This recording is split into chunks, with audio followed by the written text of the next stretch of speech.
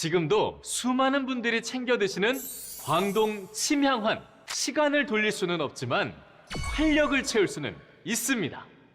수백 수천 년 침향나무가 자가치유를 위해 만들어내는 그 귀한 침향 추출 에센스를 더 게다가 명품 녹용까지 광동만의 황금회하 26% 무려 26% 으라차차 광동 침향환 2천만 환 판매 기념 2+2 더블 감사제 지금 2박스 구매 시 정품 2박스 2달분을 더 여기에 특별 사은품 3의 기운을 그대로 광동 삼양삼 프리미엄 진액 30% 한 박스에 끝이 아닙니다. 광동 국자개발 프리미엄 침향 캔디 한 박스까지 모든 주문 고객 추가 증정. 광동 침향환의 힘 저는 믿습니다. 광동 침향환.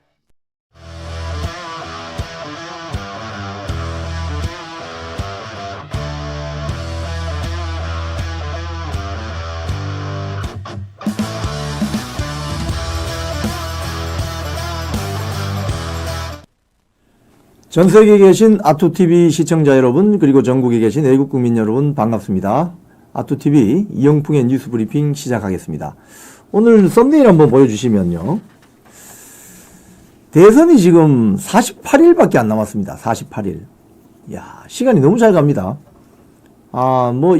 저희들이 선거에 직접 뛰지 않는 사람들도 이렇게 시간이 빨리 가는데 후보들은 어떻겠습니까? 지금 총각을 다투고 있는데 오늘 나경원, 홍준표, 김문수 이 세 후보들이 어떻게 지금 치고 나가는지 오늘 저희 썸네일 제목은 이재명을 반대하는 반명 빅텐트 연대 김문수, 나경원, 홍준표 치고 나간다 이런 내용으로 여러분께 뉴스 브리핑 해드리겠습니다. 네, 첫 번째 뉴스죠. 아시아투데이 보도인데요. 필요하면 연정도 가능하다. 아시아투데이. 여러분 연정이란 말 아시죠? 쉽게 이야기하면 연대에서 정치한다 이 소리입니다. 연대에서 정치한다. 그 말은 연정이란 말은 주로 어디서 많이 쓰느냐 하면은 유럽에 대통령제 중심 국가가 아닌 유럽에서 총리들이 있는 의회 해산이 될 수 있는 그런 나라들에서 각 정당들이 정파적으로 연대하는 그런 걸 연정이라고 하죠. 연정이라고 합니다.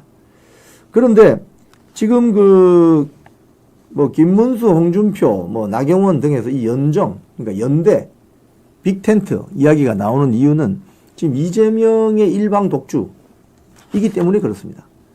그래서 지금 아시아투데이 보도를 보면 반 이재명 제3지대 빅텐트론이 나온다. 제3지대 빅텐트. 여기 보면은 홍준표 후보, 이제 후보라고 부를게요. 홍준표 후보는 개혁신당뿐 아니라 민주당의 반 이재명 세력도 막아야 된다. 이게 무슨 소리입니까?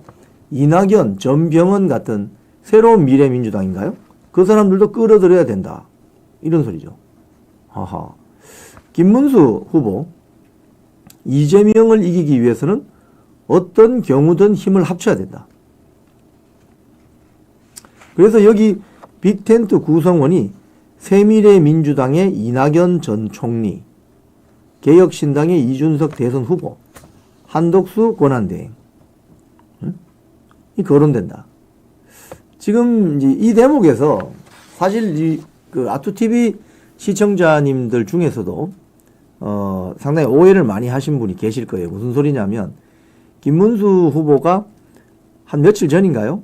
한 일주일 다 돼가는 것 같은데 이준석하고 같이 갈 수 있다 이러니까 막 실망해가지고 많은 분들이 나 김문수 지지를 철회한다 이런 분들이 있었는데 제가 좀 제3자적 관점에서 훈수 뜨는 평론가적 입장에서 말씀드리면 선거는 이겨야 됩니다, 여러분. 선거는 지기 위해서 선거하는 게 아니죠. 이기기 위해서 선거를 합니다. 이기려면 어떻게 해야 됩니까? 힘을 모아야죠.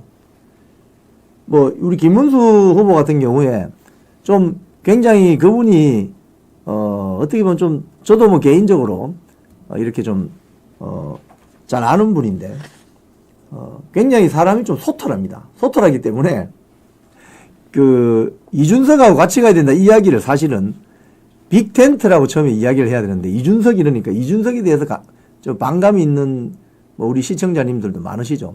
그러니까 이준석이하고 같이 한다고 지지를 처리한다. 그러시면 안 됩니다. 왜?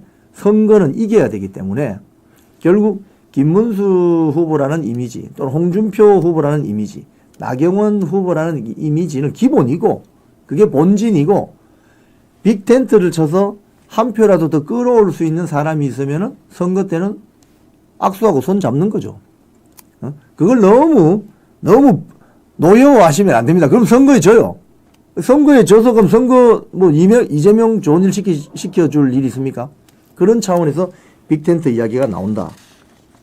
자, 그런데 이 아시아투데이 기사를 보면 재밌는 게 있습니다. 이준석 후보가 빅텐트론에 반발한다. 왜 반발할까? 여러분, 이 기사에 보면 이준석 후보가 빅텐트에 반발하고 나섰다. 왜 그렇겠습니까? 아니, 처음에는 반발하는 척 해야 몸값이 올라갈 거 아닙니까? 결국 빅텐트를 한다는 것은 결국에 뭐예요? 자리를 나눠 가진다. 이 소리죠. 연정이 그거 아닙니까? 연정이 별 거 있습니까? 자리 나눠 가진다. 즉, 장관자리 뭐 10개 있으면은 한 2개 정도는 양보할게. 그동안, 뭐 DJP 연합, 노무현 정몽준 연합 다 그렇게 했습니다. 정치권에서 이게 뭐 일종의 그 권력을 좀 쉐어한다는 측면에서 뭐 이준석, 이낙연, 전병헌 다 들어와라. 그러면 힘을 합쳐서 일단 이재명 대통령 되는 건 막자. 이 방송 보시는 시청자님들도 그렇게 이해하시죠? 이재명 대통령 되는 걸 원하십니까? 이 방송 보시는 분들은?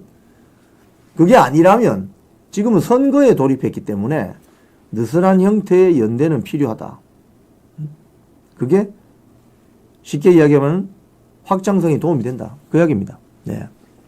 아마 여기에 대해서 생각이 있으신 분들은 한번 댓글에 한번 쭉 올려봐 주세요. 근데 이 대목에서 제가 하나 말씀드리면은 그 빅텐트 이야기를 할 때 할 수 있는 사람과 할 수 없는 사람이 있습니다. 할 수 있는 후보와 할 수 없는 후보가 있습니다. 무슨 소리냐? 빅텐트가 필요하다고 말할 수 있는 자격이 있는 사람은 어떤 사람이냐? 그 당에 지분이 있거나 소위 말해서 내 땅이 있는 사람은 그 이야기를 할 수가 있어요. 가령 나경원, 홍준표, 김문수 후보 같은 사람들은 국민의힘이라는 정당에 자기 땅이 있어요. 지분이 있어요. 그렇기 때문에 자기 땅을 중심으로 내가 이 우산 큰 거 칠 테니까 텐트 큰 거 칠 테니까 이 텐트로 들어오고 싶으면 들어와. 들어오면 자리 하나씩 줄 수 있어. 예를 들자면 같이 국정을 운영하자. 이 될 수 있는 거죠. 그런데 우파 정당 플랫폼에 지분이 없는 사람, 자기 영역이 없는 후보는 빅텐트 이야기를 못 합니다. 대표적인 게 한동훈이죠. 한동훈이 지금 그 국민의힘 정당 안에 여기 뭐 쭉 있습니다. 지금 이제 오늘 아마 총 11명인데요. 11명 중에서 오늘 아마 제 생각엔 한 뭐 8명이나 뭐 몇 명으로 압축될 거예요. 저기 보세요. 가령 강성현 씨는 뭐 누군지 모르겠어요. 뭐 국회의원 출마를 했던 사람인 것 같고, 김민숙이라는 교수님은 뭐 제가 모르겠습니다. 여러분 잘 모르시죠? 양향자 의원, 전 국회의원 뭐 등 요렇게 뭐 정일권 저 누군지 모르겠고, 그러면 여기서 김문수, 나경원, 안철수, 유정복, 이철우, 한동훈, 홍준표 이렇게 있잖아요. 여기서 빅텐트를 자신감 있게 이야기할 수 있는 사람 몇 명이냐 이거예요. 제가 봤을 때는 3명입니다. 3명. 김문수, 나경원, 홍준표. 나머지 분들은 좀 뭐 섭섭해할지 몰라도 당에 대한 자기의 어떤 큰 영역이 부족하잖아요. 그런 사람들은 텐트 질 곳이 없다니까요. 그러니까 빅텐트라는 이야기도 당에 대한 지분과 영역이 있는, 지금 김문수, 나경원, 홍준표 쪽에는 많은 현역 국회의원들이 지금 참여를 하고 있습니다. 그것도 탄핵 반대했던 윤석열 대통령 살려내야 된다고 했던 사람들이, 그런 사람들이 지분이 있는 거지. 안 그래요, 여러분? 지원도 없으면서 무슨 빅텐트를 주장할 수 있느냐? 그건 거짓말이죠. 자, 중앙일보 보도 한번 볼게요. 김문수, 홍준표도 반명 빅텐트. 이재명 이기기 위해서 힘 합쳐야 된다. 여기 보면은 퍼시픽 오션님, 한동훈은 이번 탄핵의 주범으로 조기 대선 입 닫아야 됩니다. 찬성합니다. 네, 공감합니다. 공감하시는 분 박수 쳐주세요. 공감하시는 분은 퍼시픽 오션님의 말에 공감하시는 분은 박수를 쳐주세요. 자, 여기도 보면 홍준표 대구시장이 무슨 이야기를 하느냐. 국민의힘 후보가 탄생하면 그 사람을 중심으로 개혁신당뿐 아니라 민주당 내부에 있는 반 이재명 세력도 같이 해야 된다. 그래야 이재명 민주당 당선을 막을 수가 있다. 김문수 전 장관도 바로 밑에 반 이재명 빅텐트 필요하냐? 필요하다. 이렇게 이야기하는 거죠. 그러면서 이런 이야기도 했네요. 과거에도 보면 노무현, 정몽준 또는 DJP, 김대중, 김종필 연합 이런 게 있었다. 이런 게 있었다. 좋다. 빅텐트. 자, 이제 후보별로 제가 박수 많이 쳐주시네요. 예? 이재명 대통령 되는 거 막으려면은 이재명 반대하는 모든 세력이 다 뭉쳐야 되는 거예요. 다 뭉쳐야 돼. 그렇지 않고 어떻게 이깁니까, 지금? 민주당이 지금 이재명 1극 체제로 가버렸는데, 지난 총선 공천에도 친명 횡재, 비명 횡사, 이렇게 됐는데. 후보 보세요, 저 되기는 되겠어요, 저게? 김동연 경기지사, 김경수 경남지사 나와본들, 도중에 김두관 전 장관 같은 경우는 지금 그만뒀잖아요, 사실상. 그러니까 저기는 이재명으로 간다 이거예요. 별로 흥행도 안 되고. 자, 지금부터 후보별로 제가 설명했습니다. 나경원, 홍준표, 김문수 이런 식으로. 나경원, 아시아투데이 기사입니다. 드럼통에 들어갈지언정 절대 굴복하지 않겠다. 이게 제가 봤을 때 어제 제일 성공한 퍼포먼스입니다. 이 기사의 사진 한번 보여주세요. 이야, 저 나경원 의원이 지금 드럼통에 들어가 있습니다. 밑에 사진 조금 내려보시면 드럼통 안에 들어가 있습니다, 지금. 이게 왜, 드럼통이 왜 들어가 있느냐.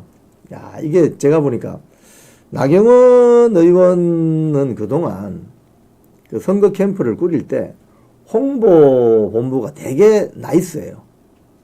이런 카드 뉴스라든지 이런 것들 되게 잘 만듭니다. 근데 이 드럼통 퍼포먼스는 뭐냐? 여기 이제 아시아투데이 기사가 잘 설명하고 있습니다.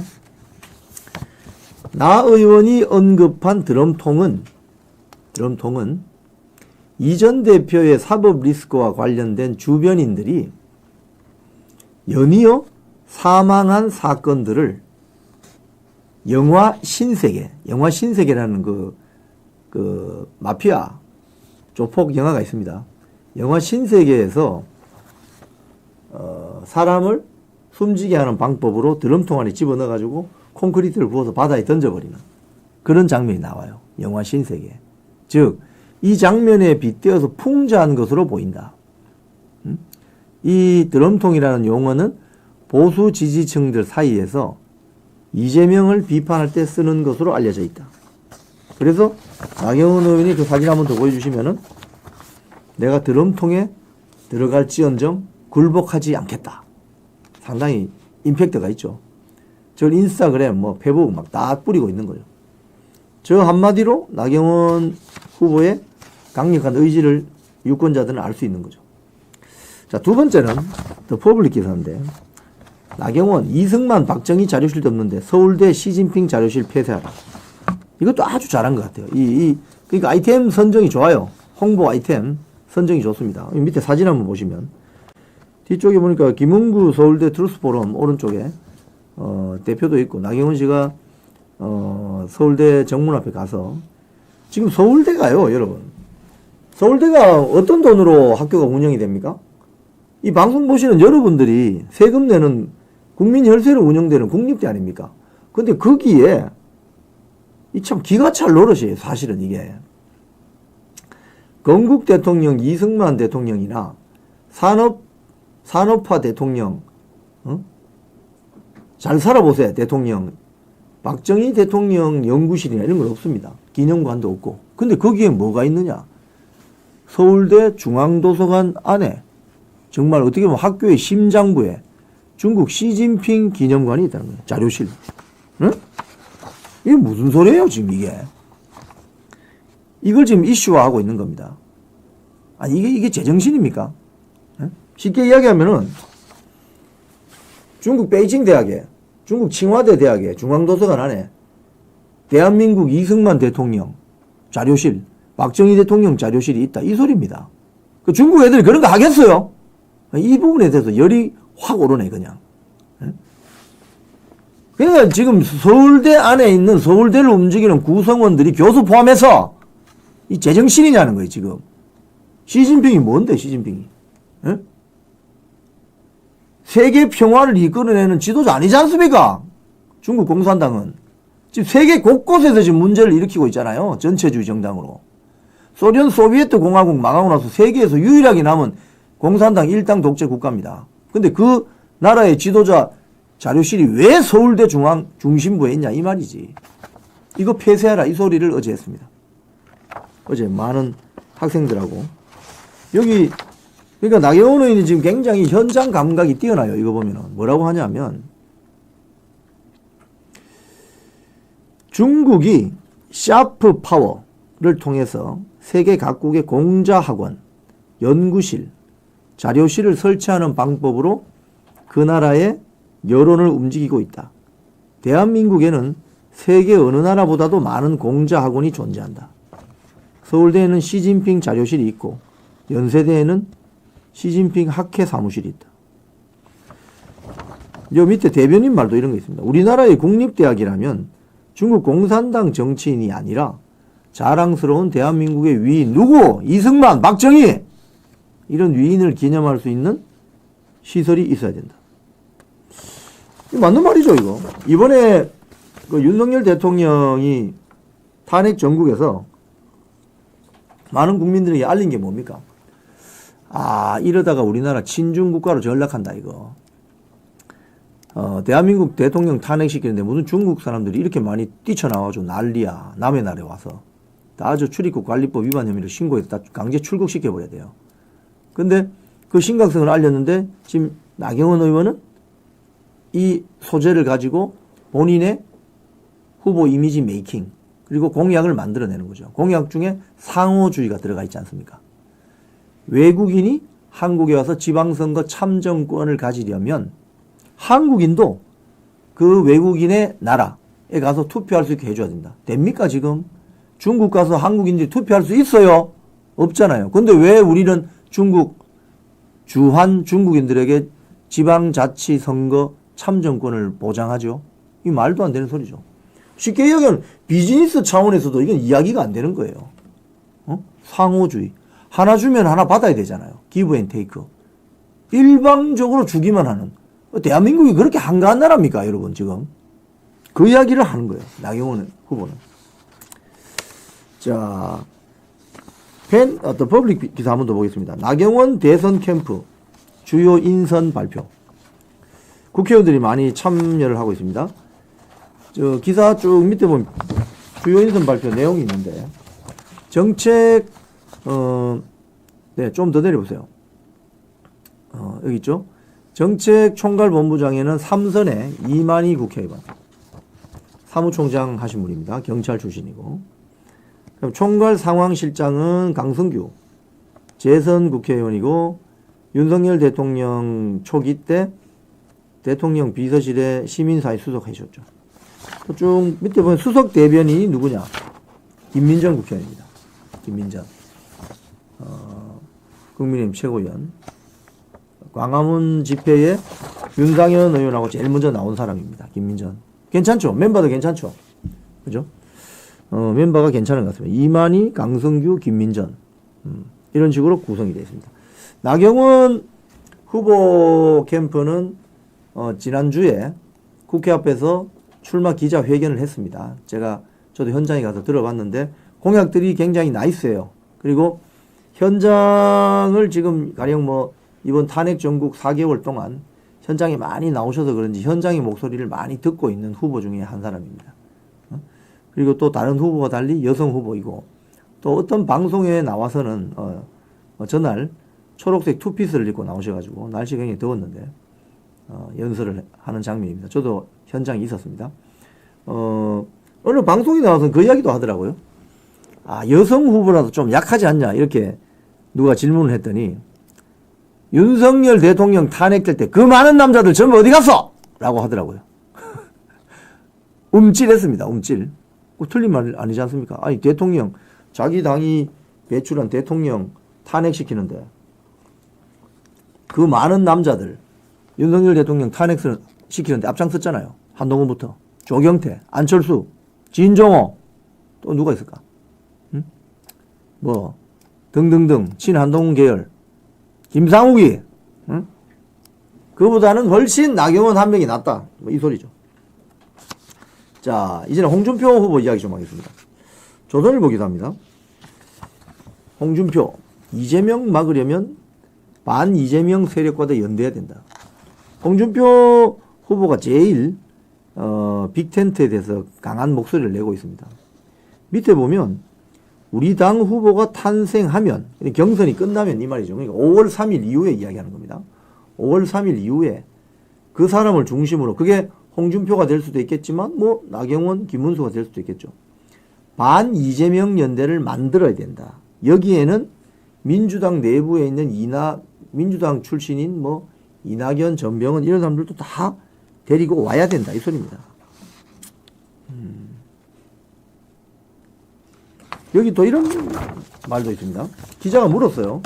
집권하면 민주당에 내각을 내줄 수 있다는 말인가? 라는 질문을 받고 뭐라고 했느냐. 나라를 위해 해야 한다면 그렇게 못할 것도 없다. 나라를 안정시키기 위해 못할 것도 없다는 말이다. 내각을 내줄 수 있다. 이 말은 무슨 말이죠? 장관 자리 몇 개 내준다. 이 소리 아닙니까? 가령 뭐 이낙연, 전병헌 등에게 뭐 어제는 보니까 뭐 저 유승민 경제부총리 이야기도 하시던데 뭐 데리다 쓰는 거지 뭐 쉽게 이야기하면 그런 거 아닙니까? 그런 개념. 가령 50대 그 전두환 대통령 돌아가신 전두환 전 대통령이 소위 말해서 경제수석이나 뭐 경제부총리 같은 사람들에게 야 임자 나 저 경제 잘 모르니까 자기가 알아서 다 해. 그때 전두환 대통령 때 3조 호황도 있었지만 경제가 상당히 괜찮았었습니다. 뭐 갖다 쓰는 거죠 뭐 대통령 정해지면. 그런 의미인 것 같습니다. 펜앤마이크 기사입니다. 홍준표 후보가 노무현, 정몽준 단일화 모델 꺼냈다. 반 이재명 연대 만들어야 된다. 어제 그 현충원 가서 저 옆에 보니까 왼쪽에 김대식 의원 비서실장이죠. 유상범 법사위 간사 뭐 등이 오른쪽에는 이상규입니까? 이상규 저 당협위원장 현충원 방문한 장면입니다. 여기서 이제 강조하는 부분은 이 부분이에요. 여기 보면은 2002년 민주당 대선 경선 이야기를 합니다. 2002년 민주당 대선 경선 무슨 소리냐? 그 당시 상황이 지금하고 비슷하다는 거예요. 뭐 왜? 이회창이라는 소위 말해서 한나라당 이회창 1강 체제로 가고 있었거든요. 그런데 처음 여론조사 지지율 2%였던 노무현 당시 민주당 후보가 대역전의 역전을 해서 파란을 일으킵니다. 그래서 결국 노무현이 이해창을 꺾어버려요. 그때 이야기를 하는 겁니다. 저도 그때가 기억이 납니다. 뭐 이해창 씨가 대통령 거의 다 됐었는데 거의 될 뻔했는데 노무현의 어떤 그때 민주당 쪽에서 작전을 잘 썼죠. 뭐 국민 경선제, 뭐 오픈 프라이머리 이래가지고 바람을 막 불러일으켰죠. 결국 광주 가서 전라도 표심이 부산 출신 노무현을 밀어줌으로써 노무현이 전국적인 스타로 들어서면서 이해창 후보와 붙어서 결국 이해창을 꺾어버리는 그런 드라마를 만들어내야 된다. 뭐 이런 이야기입니다. 중앙일보 보도를 보면 홍준표 후보는 대통령이 되면 용산에서 나와서 청와대로 가야 된다. 이렇게 했습니다. 헌법재판소 폐지해야 된다. 그리고 4년 대통령 임기 4년 중임제 해야 된다. 뭐 이런 이야기들을 하고 있습니다. 여기 보면은 4년 중임제 및 국회 양원제 도입을 골자로 하는 개헌을 추진하겠다. 이게 말이죠. 사실은 홍준표 후보의 공약이지만 4년 중임제를 한다 이러면은 윤석열 대통령 이제 파면됐는데 5년 지나면 다시 출마할 수도 있게 될 것 같습니다. 4년 중임제니까. 그렇잖아요. 대통령을 지금은 87 체제 헌법은 한 번밖에 못 하잖아요. 5년 단임제잖아요. 만약 4년 중임제로 바뀌면 대통령 한 사람도 한 번 더 출마할 수 있는 거죠. 그럼 그때 윤석열 대통령 출마 가능하다는 해석이 나올 수도 있겠습니다. 헌법재판소 공수처 폐지한다.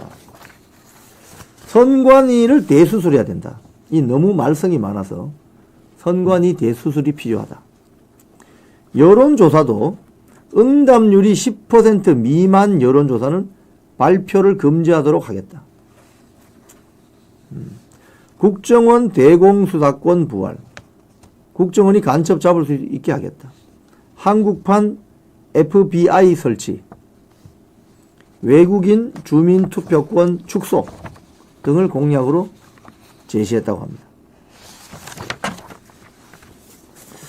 그리고 어제 이 좌파 미디어 매체라고 할 수 있는 미디어 오늘에 이런 기사가 났습니다. 홍준표 기자 향해 땡땡땡은 버럭하고 얼빠진 소리 기자 몇 년 됐냐. 기자들이 혼났습니다. 기자들이 아주 혼났습니다. 여기 보면은 기자들이 이제 얼토당토하는 질문을 했을 경우 어떻게 홍준표 후보가 대응하느냐 나옵니다. 첫 번째, 무소속으로 출마한 후에, 이게 이제 쉽게 이야기하면 그 한덕수 권한대행 이야기하는 거죠. 무소속으로 출마한 후에 국민의힘 후보하고 단일화 한다는데 뭐 어떻게 생각하세요? 이러니까 뭐라고 하느냐. 그 얼빠진 소리야. 이렇게 이야기합니다. 얼빠진 소리야. 그런 이야기는 아침에 내가 김현정 뉴스쇼에서 자세하게 이야기했어. 또 이런 이야기를 하고, 오세훈 서울시장 불출마 선언 이후에 뭐 따로 교류하느냐, 연대하느냐, 뭐 이러니까 홍준표 후보는 나는 기자들이 좀 이해가 안 되는 게 불출마한 사람하고 무슨 연대가 되느냐. 불출마하면 그 즉시 무대에서 사라지는 거다. TV조선 기자 질의에는 홍 후보가 이번에 기자 되신 지 몇 년 됐어요? 이렇게 물어봤어요. 기자들이 엄청나게 당황할 것 같습니다.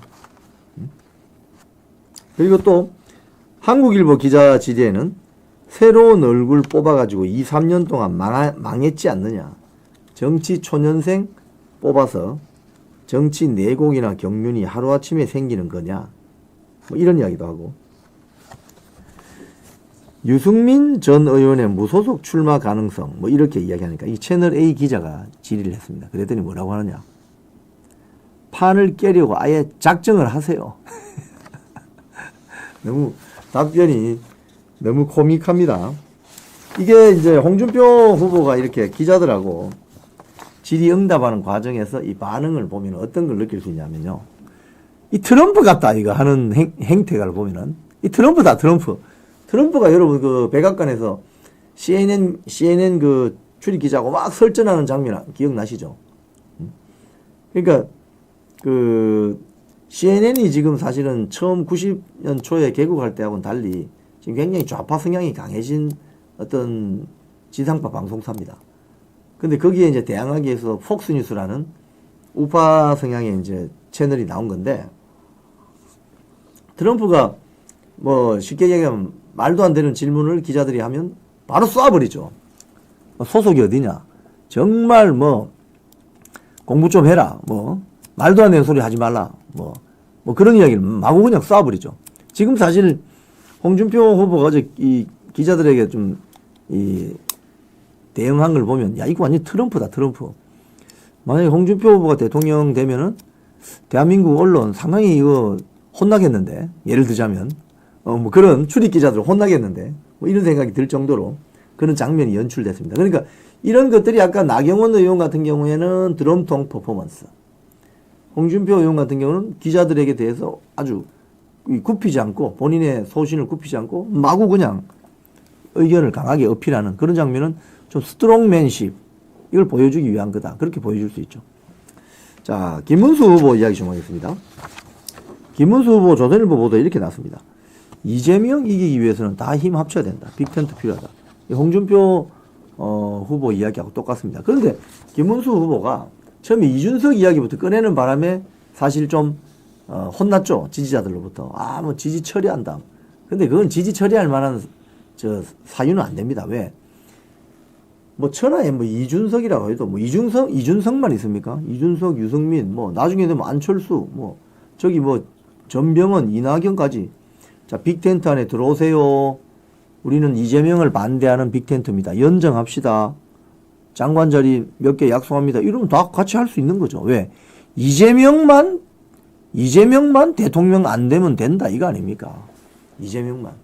이재명이 대통령 됐을 경우 대한민국은 베네수엘라행 특급 열차 타게 된다. 그 열차 타기 싫은 사람은 여기 다 와라. 이 이야기죠. 응?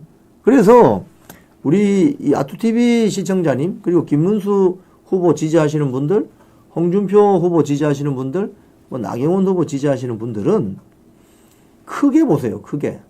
이번 선거를 이기려면 어떻게 해야 되느냐. 답은 딱 나와 있어요. 선거란 게 뭡니까 여러분? 자기 땅 더 많이 따먹는 거 아닙니까? 그러려면 옆에 내하고 출발과 생각은 약간 달라도 이재명은 안 되겠다고 생각하는 사람 데리고 와야 되는 겁니다. 그래야 땅이 넓어지지. 쉽게. 예? 여기 그 김문수 후보도 이야기를 하네요. DJP 연합. 과거에도 보면 노무현, 정몽준, DJP, 김대중, 김종필, 또 여러 가지가 필요할 수 있다. 이렇게 이야기 하잖아요. 자연스러운 거죠. 자, 김문수 후보 측은 어제, 장영하 변호사를 영입했습니다. 장영하 변호사가 누구냐? 이재명 저격수입니다. 이재명 저격수. 이 장영하 변호사는 원래 판사 출신인데요. 이재명하고 같이, 좀 활동을 하다가 반 이재명으로 돌아선 사람입니다. 책도, 굿바이 이재명. 이런 책도 냈어요. 거기 보면은 이런 사람이 대통령은 곤란하다. 기사 내용 중에 이분은 어떤 분이냐. 1958년생, 58년 개띠네요. 전북 정읍 출생으로 사법시험 합격 후 판사로 7년 반 동안 재직을 했고, 2000년부터 성남시에서, 법무법인 디지털 대표 변호사로 30년 넘게 활동해 오면서 이재명 대표하고 1989년 인연을 맺었고, 한때 정치적 동료였지만 지금은 대척점에 써 있다. 이런 사람 필요하죠. 홍준표 그 후보 출정식에 유동규 본부장이 왔잖아요. 유동규.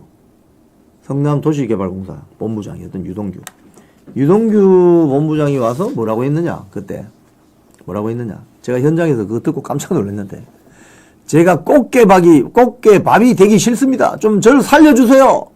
제가 그래서 홍준표 후보 지지합니다. 이렇게 이야기하더라고요. 그러니까 이재명을 반대하는, 이재명 주변에 있었던 사람이라 할지라도 이재명을 반대하는 사람들은 다 지금 홍준표나 김문수나 나경원 후보 쪽으로 모인다는 거예요. 이게 중요한 거죠, 지금. 며칠 사이에. 쫙, 인재 영입입니까? 쫙 빨려 들어간다는 거죠. 이재명만 대통령 안 되면 된다. 자, 그리고 김문수 캠프는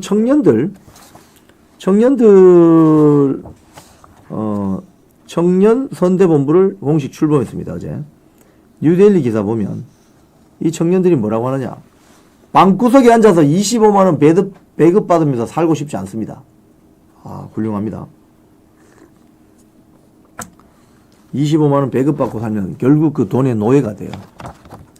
떨치고 일어나서 자기 일을 해야 되죠. 여기 보면은 이 청년들이 뭐라고 하느냐. 이런 말이 있네요. 저희는 집에서 25만원 배급, 이재명 대표 공약입니다. 25만원 배급 받으면서 통제된 삶으로 살아가기를 원하지 않는다. 자유롭고 책임있는 시민으로서 삶을 살고 싶다. 이 청년들이 느끼는 좌절감과 분노의 원인은 노동 현장을 장악하고 있는 현재 일자리 세습을 노리는 귀족 노조. 이게 뭡니까? 민노총, 한노총 아닙니까? 정치적으로 이용하는 일부 정치 세력에게 있다. 대한민국이 이게 좀 큰일입니다. 지금 큰일. 그러면서 청년들이 청년 정책 제안서를 김문수 후보에게 전달했다고 합니다. 이 청년 선대본을 이끌고 있는 사람은 테넷마이크 저 기사를 보면 최인호라는 사람인데 이 사람이 누구냐? 관악구에 살고 있는 서울시 관악구 의회 구의원입니다. 몇 년 전에 관악구에 있는 인헌고 정교조 교사 사태 때 정교조 교사 상대로 싸웠던 학생이었어요. 그런데 지금 20살에 최연소 구의원으로 당선됐고 청년 선대본부장이 공식 임명됐습니다. 이 최인호 본부장 말은 이렇습니다. 고등학교 시절에 정교조 교사들의 정치 편향 교육에 문제를 제기했을 때부터 김문수 의원께서 응원을 보내주셨다. 2022년 지방선거에서도 최연소로 당선되었는데 그때도 김문수 의원이 축하와 격려를 아끼지 않으셨다.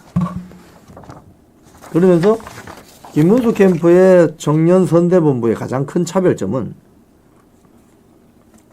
다른 캠프에는 청년들이 거의 없거나 있어도 정치권에서 이미 활동하던 분들이 중심인데 여기에는 각자의 아이디어를 자신 있게 내고 진짜 청년이 주도하는 캠프다. 이렇게 설명하고 있습니다. 최인호 구의원이 여기 선대본으로 가 있다고 하니까 선대본부장으로 상당히 활동이 기대됩니다. 자, 이번에는 여러 가지 단신 뉴스들을 조금 설명해 드릴게요. 전한길 씨가 사전투표를 없앨 수 없다면 고치자. 이렇게라도 고치자. 4가지 정도 고치자. 부정선거라는 이유로 사전투표나 본투표 불참하면 마지막 선거 될 수도 있다. 이러면서 4가지를 제안합니다. 이 사람이. 뭐라고 제안하느냐. 제안 이유를 먼저 이렇게 이야기해요. 사전투표는 부정선거이므로 불참하겠다고 주장하는 사람들이 너무 많다. 당일 투표 가서는 귀찮아해서 기권자가 폭증한다. 그럼 대통령 이재명 되는 거지. 자, 사전투표 개선안을 구체적으로 4개로 나누어서 제시했는데 첫 번째, 사전투표도 당일 투표지처럼 감독관이 직접 날인하자. 이게 지금 부방대나 여기서 많이 지적하는 거죠. 사전투표 용지가 있는데 감독관 날인이 뭐 안 돼 있거나 다른 걸로 도장이 찍혀 있거나 이러면 안 된다는 거예요. 직접 날인하자.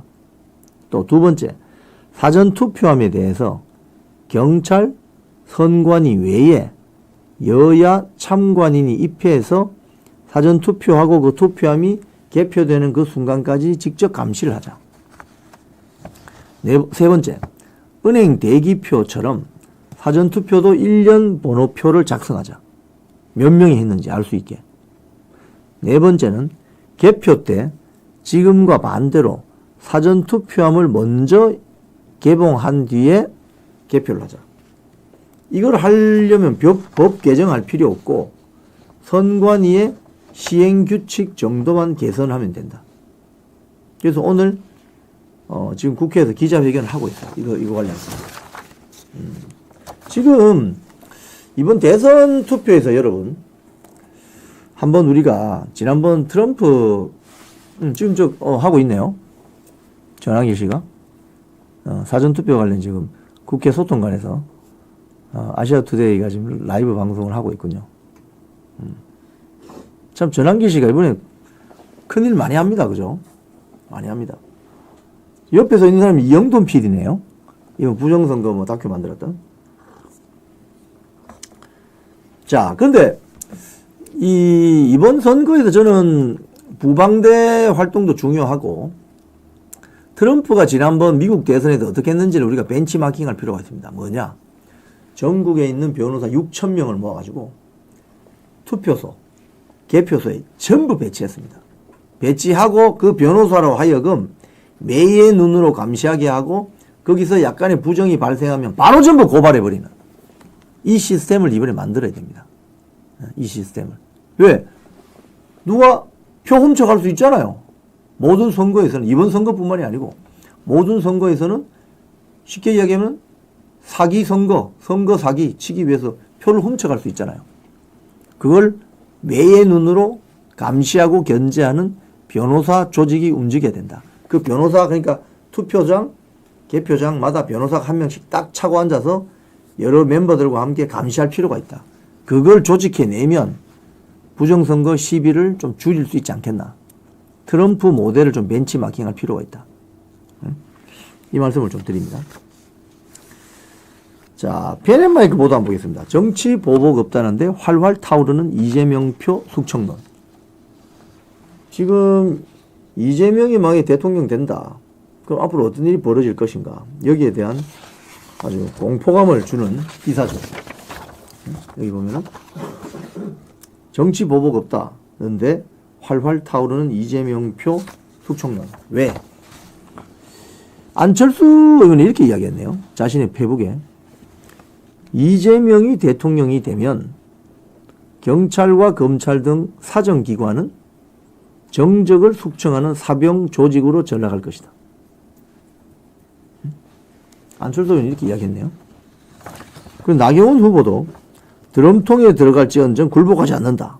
이거 아까 제가 보여드린 거고. 세 번째, 유동규 본부장. 좀 이따 유동규 본부장이 연설하는 저 장면은 홍준표 후보 출정식에 와서 이야기한 겁니다. 제가 현장에서 직접 들었는데요.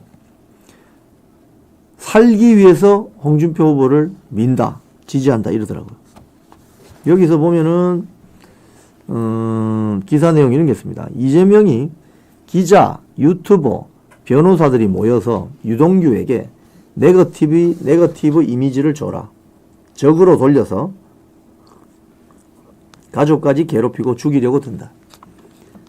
유동규 본인의 일거수일투족을 감시하고 거북하면 고발하는 괴롭힘을 당한다. 밥줄이 끊기니 일반 사람들은 생을 마감할 수밖에 없다. 이렇게 정치 보복을 할 것이다. 그런데 이재명이 방송에 나와서 2016년 김어준의 방송에 출연해서 이런 이야기 했다고 합니다. 정치 보복은 꽁꽁 숨겨놨다가 나중에 몰래 하는 것. 문재인은 너무 착하다. 권력 행사는 잔인하게 하는 것이라는 취지로 말했다고 합니다. 그래서 이재명이 만약에 대통령이 되면 우리나라에는 정치 보복 난장이 벌어질 것이다. 그래서 이재명표 숙청론이 공포감을 가져온다. 자, 안보 이야기 좀 하겠습니다. 지금 우리가 뭐 대선이다, 뭐 탄핵 정국이다 이러면서 지금 한반도 주변의 안보 문제에 대해서 너무 지금 무감각해졌고, 심지어 국회에서는 핵심 군사 기밀이 국회의원들이 들고 흔들어.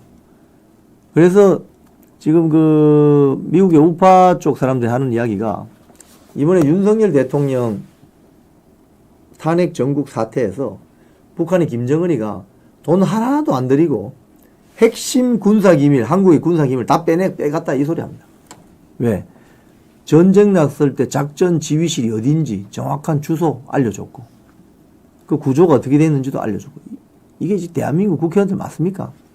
한심한 진짜 행태를 보인 거죠. 조선일보 보도 보면 플린 전 미 육군사령관이 이런 이야기했습니다. 두 가지를 이야기했는데, 주한미군 자산이 한반도 밖으로 전개될 수 있다. 주한미군을 한반도 밖으로 빼낸다 이 소리입니다. 여러분, 전쟁 나면 어디서? 타이완. 여기 기사 내용이 그게 있어요. 타이완에 전쟁 나면 주한미군이 나간다. 그러니까 주한미군이 28,500명 정도라는데 만약에 한 5,000명이 나간다. 예를 들자면. 그러면 한 개 사단 정도가 훅 나가버리는 거잖아요. 5,000명이 나간다. 그러면은 쉽게 이야기하면 여러분 축구 경기로 한번 생각해 보세요. 축구 경기. 공격수 2명을 퇴장시켰다. 다른 경기장에 보냈다. 상암 월드컵 경기장에서 잠실 경기장으로 보냈다. 그럼 상암 경기장에는 11명에서 9명이 경기에 임해야 되잖아요. 그럼 생각해봐. 저쪽은 11명인데 여기 9명이 되면 당연히 불리해지지. 구멍 뚫릴 거 아닙니까? 그럼 그 구멍을 누가 메꿔야 되냐? 주한미군이 빠져나간 자리를 결국 누가 메꿔야 되느냐? 한국군이 메꿔야 된다. 응? 한국군이. 그러면 국회에 나가 있는 민주당 국회의원들이 그 구멍난 거기에 가서 총 들고 나라 지킬 거예요? 그거 아니잖아요. 그래서 심각성을 지금 인지를 못하고 있다. 대한민국이. 지금 심각한 이야기를 하는 겁니다, 지금. 지금 타이완이 미국하고 중국하고 지금 관세전쟁이 벌어졌잖아요. 관세전쟁이. 관세전쟁이 벌어져가지고 지금 이걸 타개하기 위해서 시진핑이 어떻게 나올까?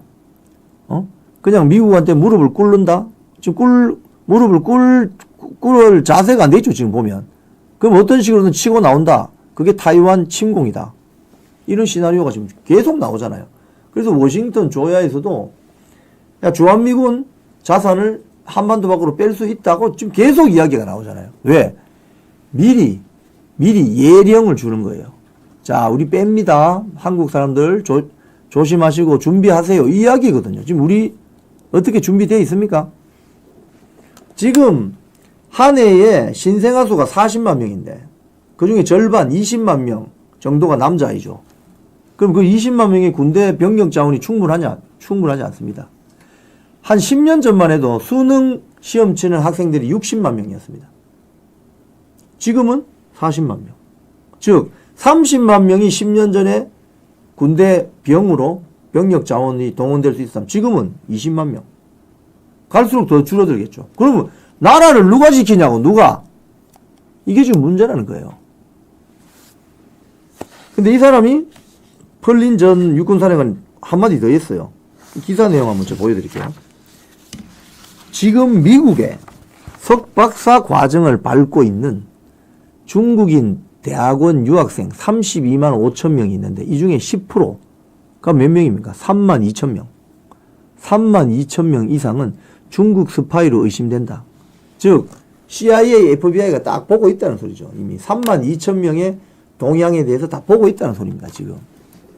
그러면 또 이런 이야기가 나옵니다. 한국, 일본뿐 아니라 미국 내에서도 이런 일이 정말 일어나고 있다. 한국에서 지금 일어나고 있잖아요. 부산 해작사에 미 항모 찍었던 애들. 내곡동 국정원 건물 찍다가 잡힌 중국 사람. 에? 중국 유학생이라고 하면서 공부는 하지 않고 남의 나라 군사기지 촬영하고 도찰해서 중국 공산당한테 갖다 바치는 이게 유학생입니까? 다 쫓아내요. 저는 사실상 스파이죠. 공작원. 미국에 유학 와 있는 32만 5천 명의 중국 유학생들 중에 10% 3만 2천 명이 스파이 짓을 한다. 이 말입니다. 지금. 야, 대단한데. 3만 2천 명. 그럼 한국에 들어와 있는 중국 유학생이 가령 우리가 얼마 들어와 있을까요? 한 3만 명 들어와 있을까요? 그 중에 10%면 3천 명 아닙니까? 3천 명. 3천 명이 스파이 짓 하면서 돌아다닌다면 이게 나라가 되겠어요, 지금. 지금 이 정도로 지금 심각해져 있는 상황이다. 지금 여러분 이걸 인식하셔야 됩니다. 엄청 심각하다. 이 카메라 앵글샷이 오늘 좀 아트TV 스튜디오를 좀 바꿔봤습니다. 이 카메라 배치를. 여러분 이 카메라 앵글샷이 여러 가지 나옵니다. 이 샷도 나오고 또 방금 본 샷도 나오고 괜찮죠? 이 샷도 이건 원래 있었던 샷인데 카메라가 여기 총 4대인가 있거든요. 시청자 여러분들 좀 편하게 보시라고. 자, 문화일보 유용원 국회의원, 이 군사 전문기자 출신이죠. 조선일보 유용원 의원이 무슨 이야기 하느냐. 제가 지금 방금 주한미군 차출한다 뭐 이런 이야기 하니까 이 기사를 여러분 연결해서 설명드리는 겁니다. 육군 부사관 수급이 초비상이다. 여러분 군대의 병력은 이병부터 병장까지 의무 복무하는 일반 사병이 있고 직업 군인으로 하사, 중사, 사사, 원사까지 있는 직업 부사관이 있습니다.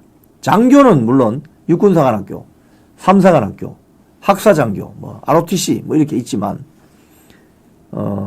전쟁 임무를 수행하는데 가장 중요한 그러니까 지금 김동광님 중국인들 100만 명이 넘습니다. 그럼 10%만 잡아도 10만 명이네.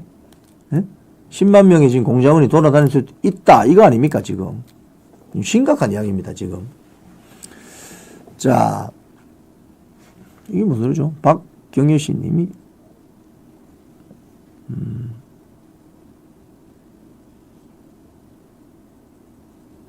네. 자, 유영원 탄핵 찬성파. 맞습니다. 탄핵 찬성했죠, 초반에. 자, 어쨌든, 이 부사관들의 처우가 너무나도 지금 열악하다. 지금, 아들들 군대 보내신 분들은 아시겠지만, 병장쯤 되면 월급이 200만원 나옵니다. 그거 모아가지고 대학교 가는 뭐 학비 되고 이러죠. 근데 부사관들 하사부터 월급이 너무 열악합니다. 근데 이걸 처우 개선을 하려고 작년에 4,878억 원의 예산 증액안을 마련했는데 심사도 못하고 끝나버렸어요. 에? 이 부사관들에 대한 뭐 처우 개선, 뭐 월급을 좀 올려준다든지 또는 군인 아파트도 좀 시설 개선을 한다든지 뭐 이런 4,800억 가량의 처우 개선 예산안이 있었는데 심사도 못했다는 거예요. 왜? 응? 국회의원들이 심사를 안 하니까, 특히 민주당. 지금 이렇습니다. 지금 대한민국 군대가. 그래서 부사관들이 그냥 희망퇴직한대요. 휴가 내고 다 나가버린대요. 그러면 나라 누가 지키죠? 소는 누가 키웁니까? 소는. 나라는 누가 지키냐고. 응? 저 사진에 나오는 저 신임 부사관들이 좌파입니까? 우파입니까? 저 사람들은 좌파도 아니고 우파도 아니에요. 애국파예요, 애국파. 나라 지키려고 저 직업을 선택한 사람들이에요. 그 사람들에게 처우 개선을 해서 그 자리를 유지할 수 있도록. 저 사람들은 기본적으로 10년, 20년 근무하는 사람들이거든요. 그러니까 군을 제일 잘 아는 사람들입니다. 만약에 휴전선에서 전투가 벌어지면 저 사람들이 전쟁 임무 다 수행합니다, 사실은.